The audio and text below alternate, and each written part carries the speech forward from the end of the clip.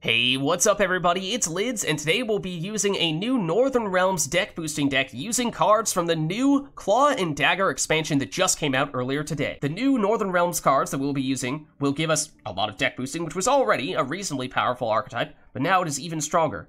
Primarily, what we're going to do is lead off by either boosting a bunch of stuff in our deck, which there are new ways to do that, with stuff like Redanian Agent, which is basically like a mini Dandelion, which we also have in our deck, so that's a way to boost stuff that is currently in our deck.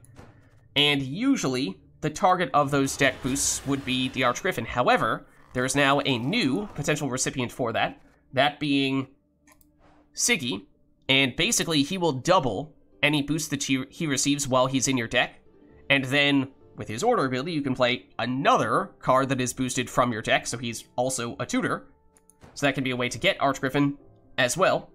Then we could also tutor out some of those guys with Drakenborg, which will basically summon one of those cards out, absorb the boosts, and then redistribute the boosts to either the same unit, if we really want to give the boost back to that unit, or to something else. Basically, summon out Sigi, absorb all the boosts that he received, because he's the most efficient recipient of those boosts, and then use the order to reapply them to Archgriffin for better long-term value is ideally the best way to use Drakenborg. It does lock, however, the card that we summon out, which is not that big of a deal, because there's also the new Redanian Secret Service, which will come out from our deck whenever one of our units receives a status, and we can give ourselves a status from Drakenborg to have these guys come out right when we need them to purify, likely Sigi, but potentially something else as well. And then we do have an alternate strategy. Well, actually, then of course you can play Archgriffin or Erland in round 3 for a whole bunch of points.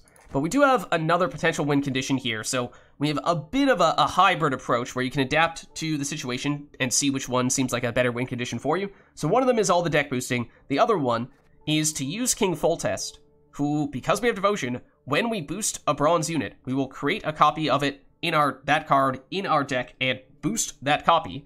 So that means more units in our deck and more boosts in our deck, which does synergize with Erland. But if we make a point of creating extra copies of either Blue Stripes Commando or the Dun Banner, then we can summon those guys out and get a whole board worth of Dun Banners or Blue Stripes Commandos, which gives us a different direction we can go in if, for whatever reason, it doesn't seem like the boosting is going to be the best way to beat our opponent. Then we do that in round 1. We can use Pavetta in round 2 or at the start of round 3 to get all those Commandos or Dun Banners back into our deck, and then use a tutor or our leader ability to summon one of them back out and get the entire board filled with them, once again, giving us lots of tempo. So that's basically all we're looking to do here, is either focus on the deck boosting or the unit spawning, and because Erland benefits from having more cards in our deck, there is some overlap there between those two playstyles. We'll be playing in Standard today because although there actually is a brand new seasonal event, unfortunately the pattern continues of having a seasonal event that doesn't allow us to play all the new cards right after we get a whole bunch of new cards. So let's go see it in action. Alright, so going up against Nilfgaard here. And they'll go first. Alright, and let's see. We have Foltest, which we can use to create additional copies of Blue Stripes Commando or Dun Banner. Don't want to see Secret Service in our hand, though. Let's dump that. And Pavetta, I mean, this is looking a lot more like a Dun Banner / Commando Foltest combo round 1 rather than an Archgriffin setup. He says as he draws into Archgriffin. But just not a lot of deck boosting. Lot more wide support. Okay, they're Assimilate. So let's go first with a Commando, I think. Then if that does not get answered, we'll put Foltest next to it. If it does, we'll drop a Dun Banner next. It does. So now Dun Banner.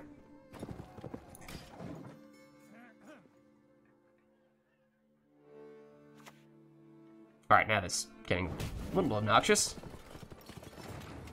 Because we definitely prefer to build around those. Unless we Amphibious Assault into Redanian Agent, which I guess we could do. Otherwise, I mean, we could Amphibious Assault into one of those, the other copy of one of those cards, and then use Foltest on our next turn. Obviously, it makes it a little less efficient because we lost one of each of them.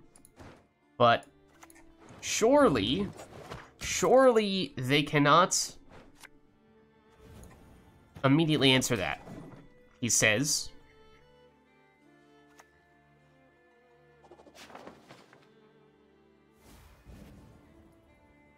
And they came close. But not quite.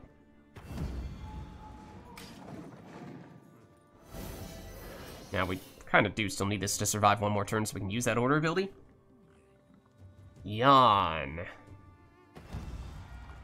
Doesn't immediately change much, but that is still concerning. Because that could open up lots of possibilities for them long term. Now, I mean, because it took us so long to set this up, we are kind of in an awkward place where it's a little bit late to be playing Aretuza Student, but it's a little bit early to be playing a Kerack Marine. I think we might still do this, though. Might still go this route.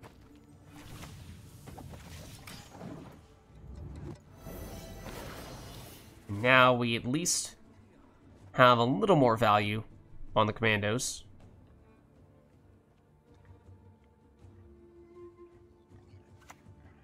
Alright.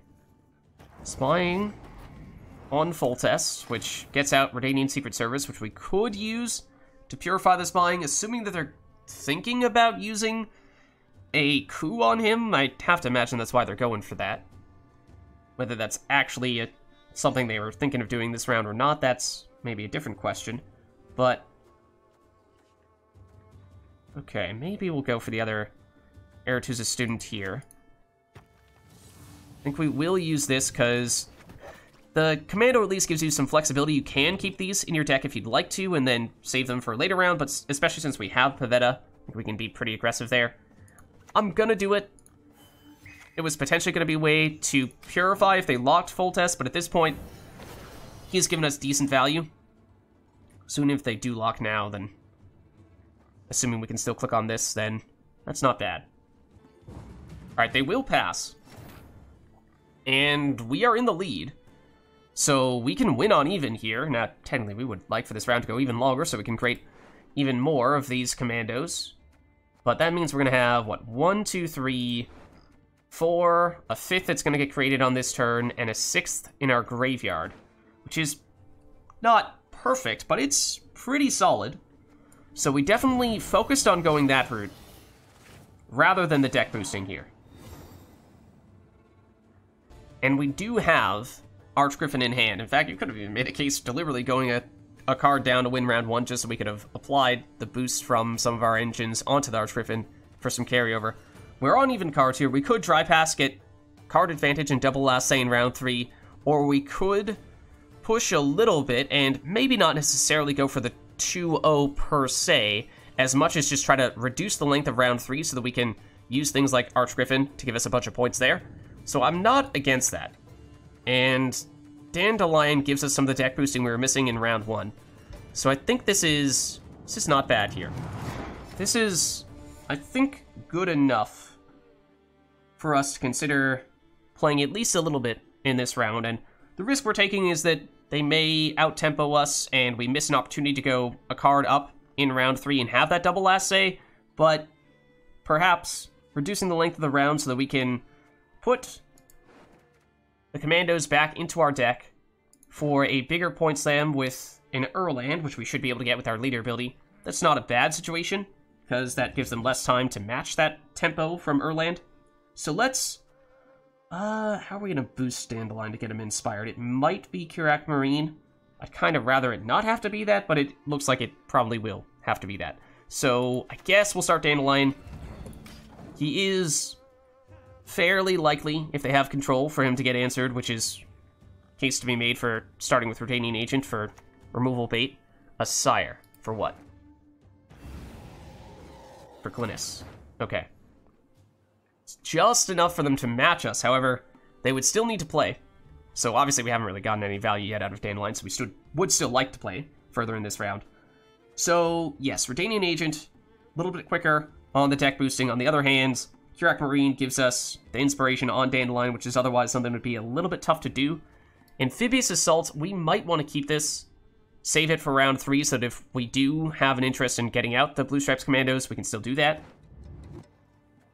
Let's do this first, I guess.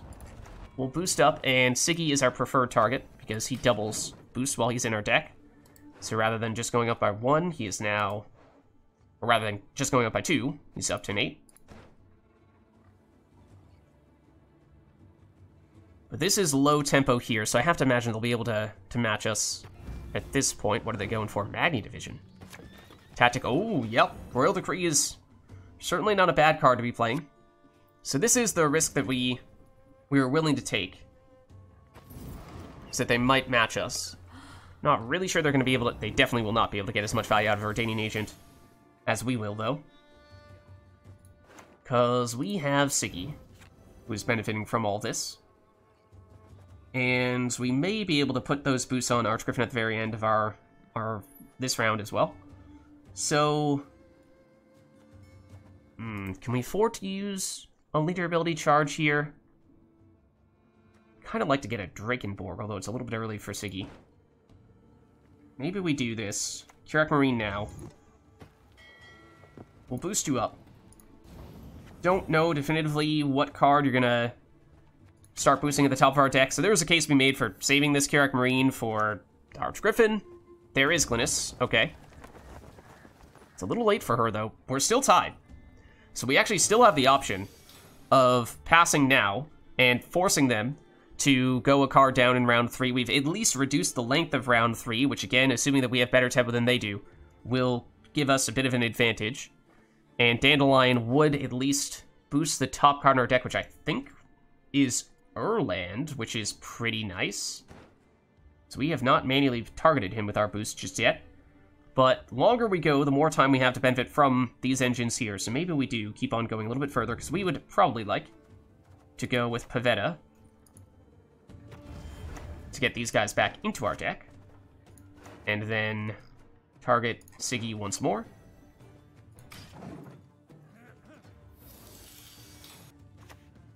Okay, Rune Mage. Dazbog Runestone, that will proc Assimilate, so now they have several of them. Okay, they're going to lock Dandelion. At this point, it may be worth passing. And again, we accepted the fact that they may have been able to eventually catch us tempo-wise, because we were still building more for round 3, but we have significantly reduced the length of round 3. It would be 6 cards apiece, and we have more stuff in our deck for Erland to boost, and Erland himself has been boosted a bit. Sigi is now up to 14. You're not even gonna deck boost. Well, I mean, we can purify. We can purify with Redanian Secret Service. So, you know, we could still keep going here. That would mean that we likely would not be able to unlock Sigi if we were to use Drakenborg to get him. Is the bigger risk. I think what we do is this. We boost Sigi. We purify you. We use you. Which, you know, we were trying to wait, see if we could get a little more value on that. Still not bad. But now we have the option on our next turn, because they're still in the lead. But, let's see, what are they going for? For you. I mean, they're trying to do some deck boosting as well. Alright, no, this is board boosting in this case, but they definitely don't have devotion. So we could, if we would like to, now play Archgriffin and transfer over 6 extra boosts onto Archgriffin. So at that point it's at 12, which is something. It's not terrible. Obviously, you know, we didn't really get the chance to focus primarily on that. Ideally, a little more time would have gone Drakenborg or just straight into Sigi and then transferred the boosts from Sigi onto the Archgriffin then. So that probably would have been something we would have had to have started to do on our previous turn, but eventually, you know, just ran out of time. So I think maybe we will still go this route. Tempo-wise, it's not great because we're mostly just redistributing points here. But it does give us more carryover. And it does still force them to keep on playing, because if they don't, then we can play Amphibious Assault and just win 2-0. Vilga Forts, though, is a good counter for this, because they're going to destroy Archgriffin. Oh, no! Ooh. Questionable. Questionable. Yes, we were going to get one more turn. Well, I mean, in truth, I wasn't really planning to play on our next turn anyway, so wasn't really about to get additional deck boosts out of that. But now I think we probably just pass here, because, you know, unless we have enough power on Amphibious Assault into... well... I mean, they did kind of just hand us amazing tempo, because this order ability is worth a whole lot. It's worth a whole lot right now, and we could just... Amphibious Assault can't give us Sigi. We could leader building to Sigi. We're gonna go for the 2-0. This was maybe the wrong idea, but we are going to go for it. But technically, we should have done this first. But I forgot about you.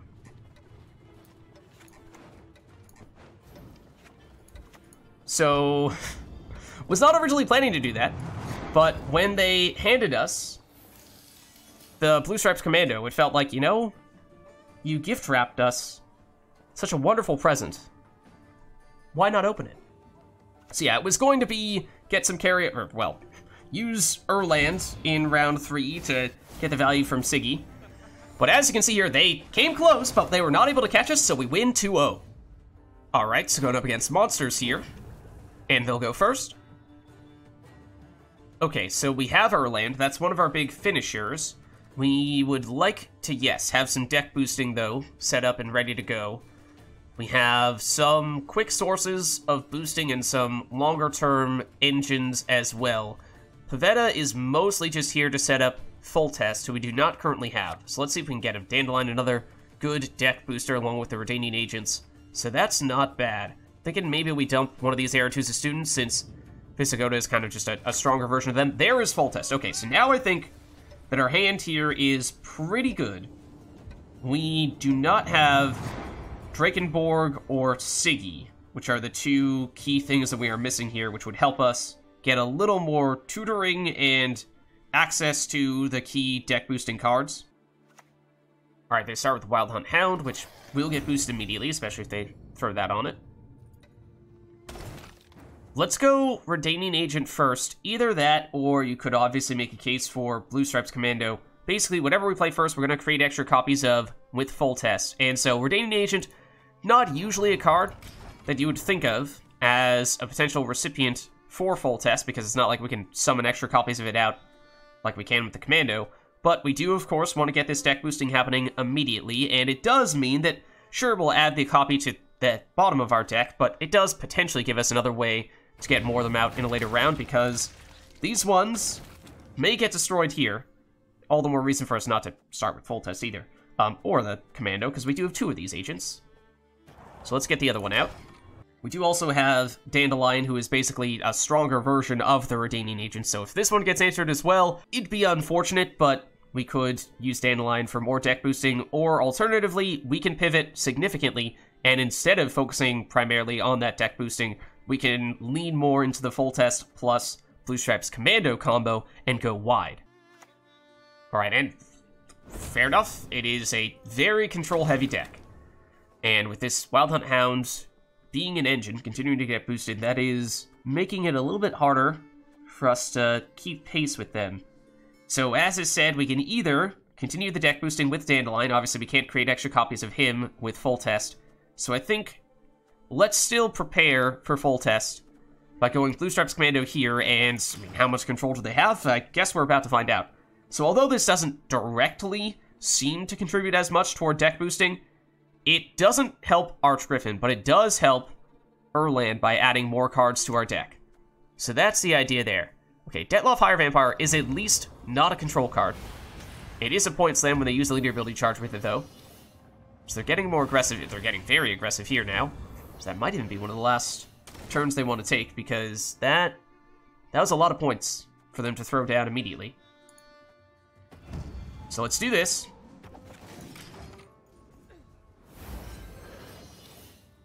So we can either continue, assuming that Foltest does not get answered. Okay, now this is interesting. They get 1 point per turn here, but every turn we are getting multiple points. We are getting, and by multiple, I mean we're creating a 5-point Blue Stripes Commando plus the boost on Foltest. So 6 points per turn just from Foltest alone. So it's a little bit difficult to gauge, though. I mean, we can still play for 2 more turns. That would get us up to, what did I say, 6 points per turn? So we'd be up to 26 in 2 turns just from these alone. But tempo-wise, it is a little tricky outside of that. They will continue to get boosted from you. That's a tough one. I actually am not sure that we have the tempo to make this work here. I'm not sure that we do. So that really pains me. They did just enough to reduce the length of round 1 to basically shut down our combo, even if they didn't do so quite as directly as we might have anticipated. We did draw into Redanian Secret Service. This can get summoned out from our deck, so we do not want to see that in hand. Drakenborg would be a great card for us, assuming we did a lot of deck boosting, although we haven't really gotten the chance to do much of that. We can still do a bit with Dandelion, though, of course. And Dunbanner, ideally a card you combine with Foltest, now that we no longer have him. Yes, we could use it with Kerack Marine, although we'd prefer to do that on boosting recipients, more significant boosting recipient. So we are both on 9 cards here. I imagine they will at least play a couple. Yigern, okay, so maybe this is just a tempo play or 2 in round 2. And not so much them planning to play long-term, but can't really say that definitively at this stage just yet. So I think we do at least prepare ourselves to go a little bit longer. And the tricky thing is Dandelion. Yes, at this point he is far and away one of our most valuable deck-boosting cards. Do we commit him in round 2 and risk that this is a short round 2, in which case we aren't going to get good value out of him? Or do we set him up early in case this is a long round 2, then we get a lot of value out of him?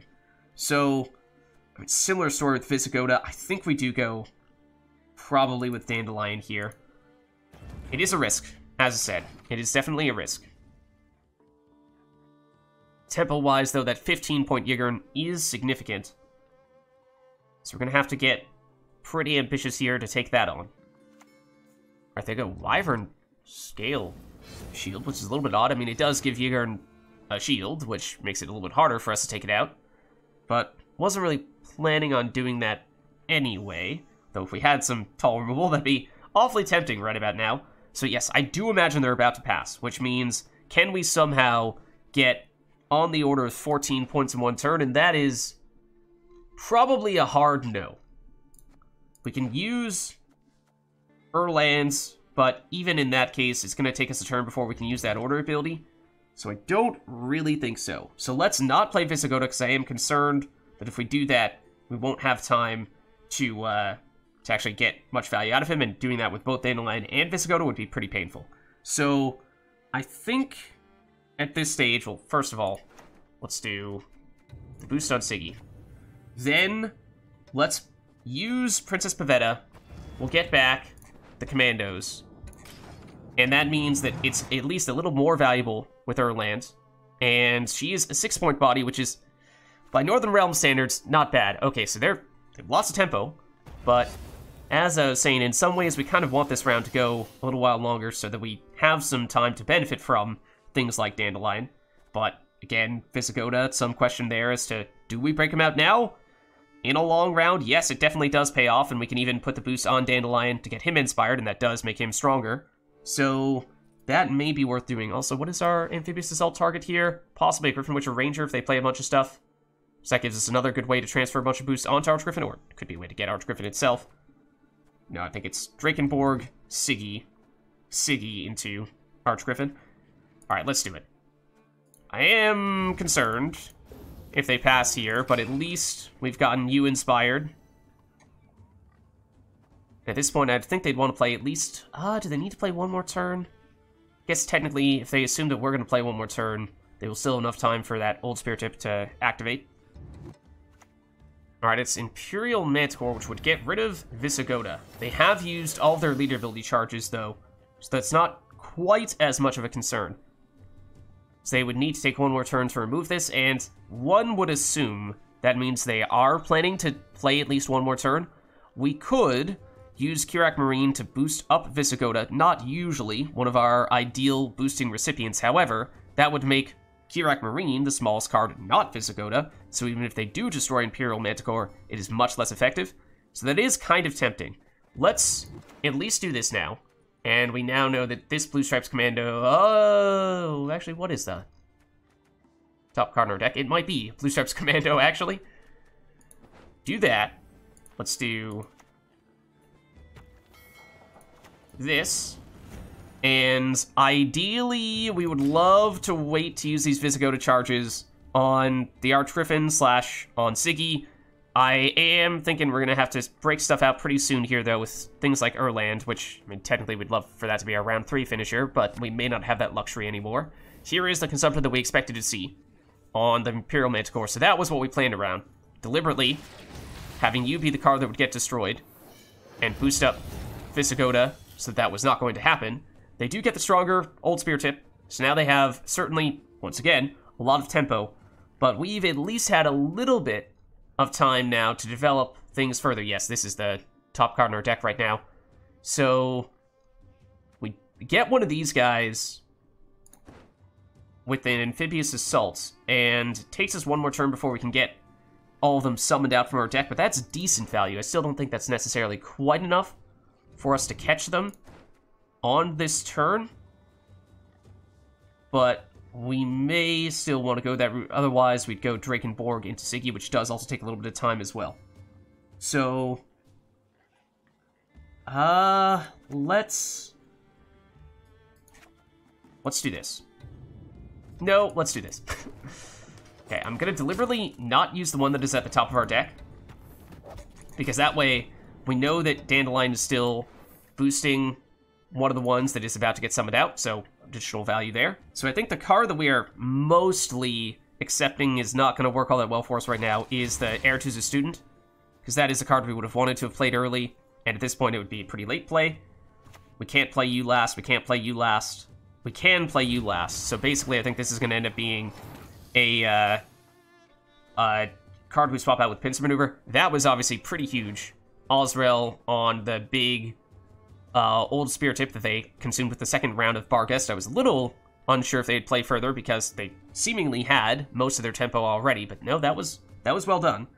So now I think we probably do use you on Sigi. Then I think we probably do go Drakenborg to get him.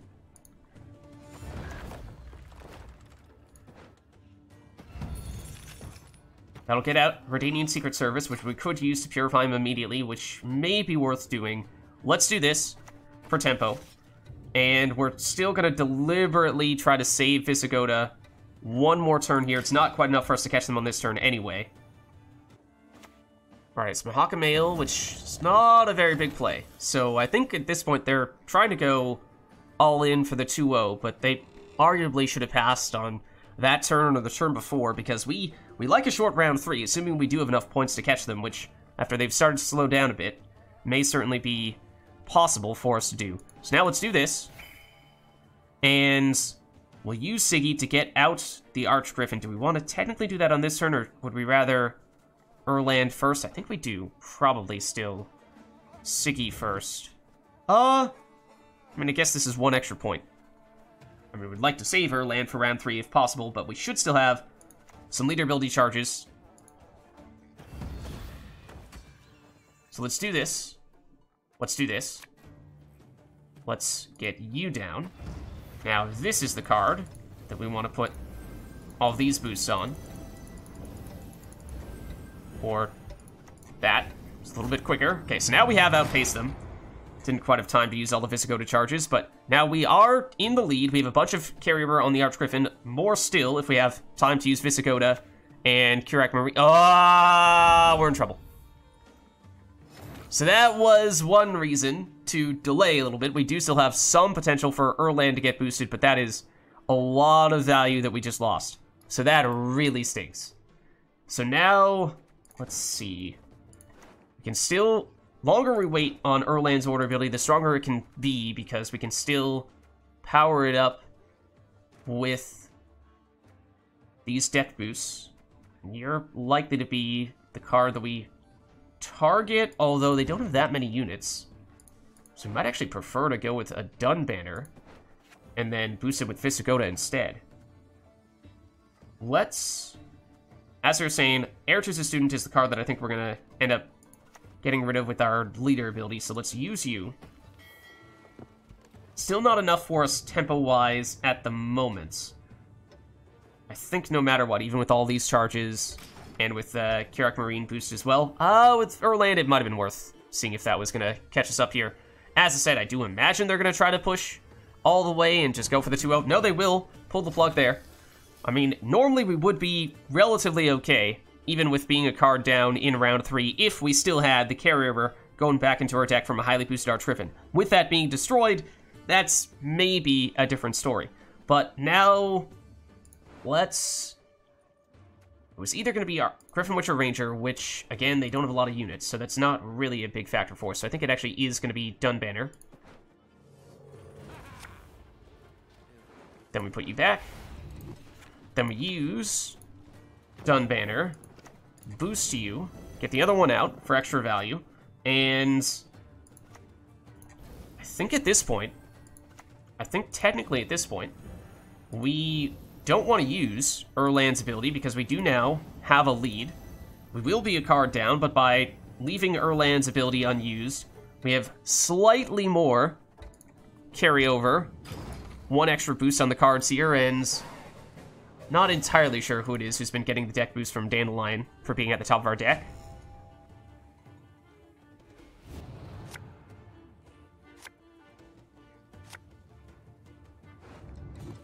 Apparently it was Griffin, Witcher, Ranger, which is kind of unfortunate, because in a short round, I was probably going to mulligan him. But, I mean, we could Amphibious Assault into him. I'm not really sure. We'll see if we get value out of that. Aretuza Student is also not great in a short round, though I am concerned that we might run into Redanian Secret Service here, so I think we might have to settle for this. And then we just use Amphibious Assault. Oh, we do have a leader ability charge still remaining, don't we? I think we do. In which case, yeah, especially since you are the one card that is not deck boosted here. I mean, at least it's a 1 point better version. That's, again, why we deliberately did not use the order ability on Erland at the end of the round there. Erland, as I was saying, normally would ideally be your round 3 finisher. Even if you lose the Archgriffin, at least you have that still, but we had to play that as well. So I think... Let's see, what are we going to leader ability here? And is it better than going with a Aretuza Student that is boosted by 1? You're going to be a 5 plus 2 point order ability, so you're a 7. You're a 5, you're going to have plus 2 order, you're also a 7. You're 7 with armor. Sure, I guess we do that.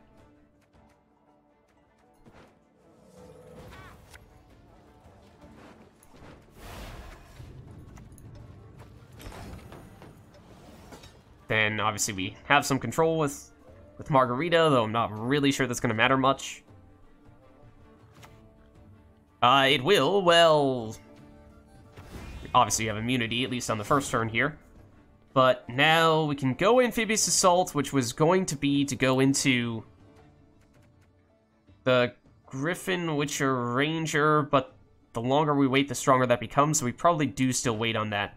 So I think we play Margarita here. Obviously, we can't lock Scratch-A-Lot yet, but perhaps we'll just wait, and that might even be enough to dissuade them from using that ability immediately here. Let's use Radovid's Royal Guards on Volunteer here, because I don't want to get anything big enough for tall removal, since they've shown that they at least have some of that. Okay, they're going to lock our lock, which actually gives us extra points. So this was actually, I mean, they didn't really have a way of knowing this, but that was actually arguably the worst move they could have done, because now we get 2 extra points from Redanian Secret Service getting out here. We can Purify Margarita. We can lock the Scratch Lot, which, because they used, no longer has the immunity, so we can do that. And now we go Amphibious Assault, and we just go for whatever the biggest point slam is. And again, it's going to be a Griffin, Witcher, Ranger. Would have preferred if they had played everything in the same row here. They obviously did not. Range row gives us 1 extra boost on it. And sure, we won't have Zeal, but isn't actually all that important for us to transfer the boost on anyone. So, alright.